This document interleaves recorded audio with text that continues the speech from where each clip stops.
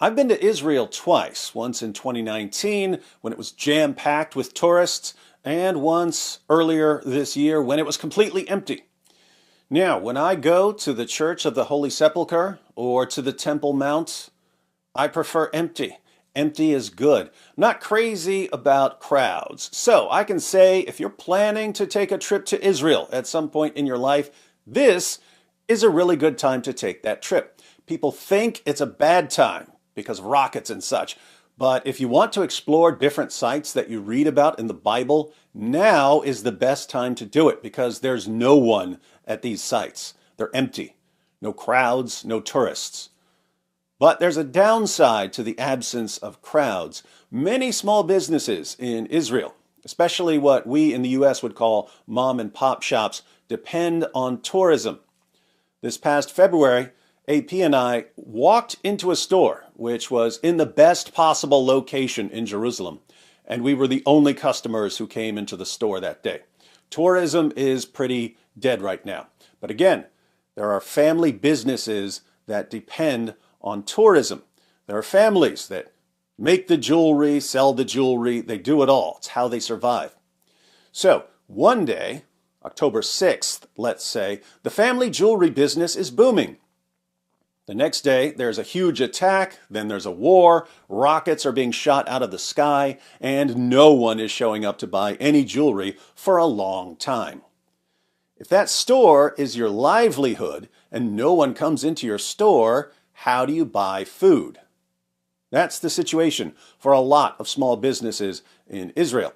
And by the way, that's all part of the plan for the jihadis who start these wars. We always focus on the particular attacks and then we forget about them after a while. But the attacks are part of a long-term strategy. They're not just meant to spread fear for a few days. They're meant to destabilize communities and weaken economies. Jihadis are willing to take loss after loss after loss if it helps them reach a goal 50 or 100 years down the road.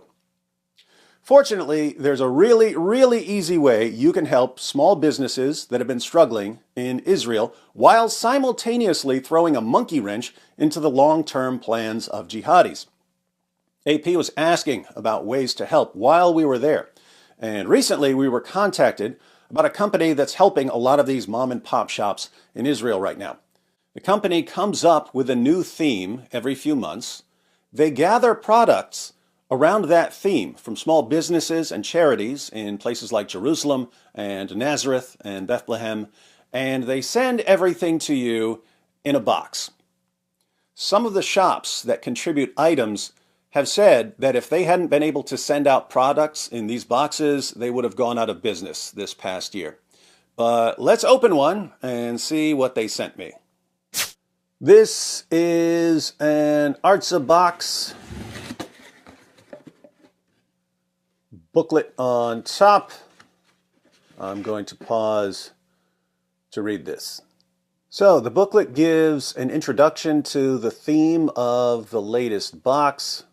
It describes some important archaeological sites like the Qumran caves and the pools of Bethesda. Tells you about the items in the box and who makes them. There's a recipe for red lentil stew because the box comes with the red lentil stew spice mix. Even has a little Hebrew tutorial. Hey, Artza Box, if you're watching this because a bunch of my friends just ordered your boxes, I have a suggestion. When you have a Hebrew tutorial, it would be cool to include a link to your website where we can hear someone pronouncing the words. Very helpful for people who like to hear exactly how the words are pronounced. All right, let's see what's in here. Red lentil spice mix made by a farmer on the shores of the Sea of Galilee. Bottle of anointing oil, frankincense and myrrh. Got a pack of spiced roasted cashews. I had to open this pack, but this is a pack of prayer notes with Bible verses on them.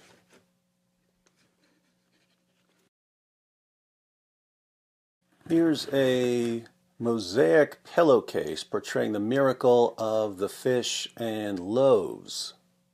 We've got a wax stamp with an image of an ancient coin on it. This is a little inkwell. It's a replica of the inkwells found in the Qumran caves where the Dead Sea Scrolls were found. And we have a kit for building a wooden model of the Ark of the Covenant.